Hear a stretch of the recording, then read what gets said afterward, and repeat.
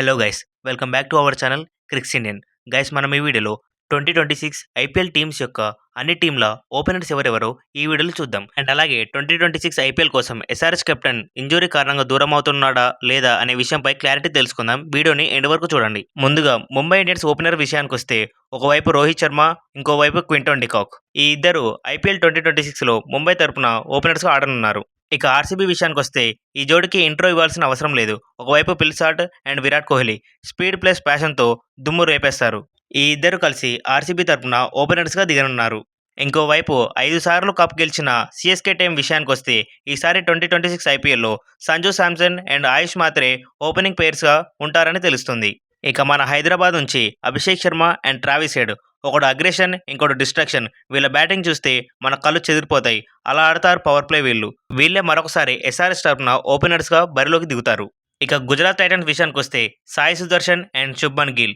వీళ్ళ కన్సిస్టెన్సీ టాప్లో ఉంటుంది. మరొకసారి వీళ్ళు గుజరాత్ తరపున 2026 ఐపీఎల్లో ఓపెనర్స్గా దిగనున్నారు. ఇక లక్నో నుంచి silent and dangerous pair Mitchell Marsh, Aiden Markram.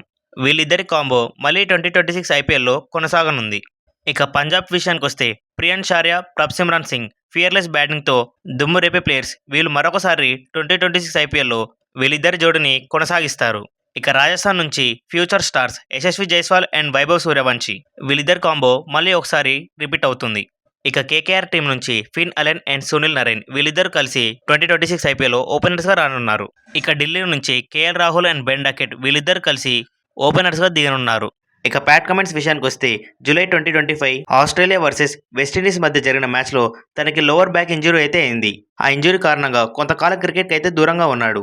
And అతను ఇంజురీ నుంచి కోలుకొని మొన్న జరిగిన ఇంగ్లాండ్ వర్సెస్ ఆస్ట్రేలియా టెస్ట్ మ్యాచ్లో మంచి పర్ఫార్మెన్స్ అయితే ఇచ్చాడు. కమెంట్స్ని మనం తొందరగా కోలుకొని ఐపీఎల్కి అటెండ్ అవ్వాలని కోరుకుందాం. మీకు ఈ ఇన్ఫర్మేషన్ నచ్చితే వీడియోకి లైక్ చేసి ఛానల్ని సబ్స్క్రైబ్ చేసుకోండి.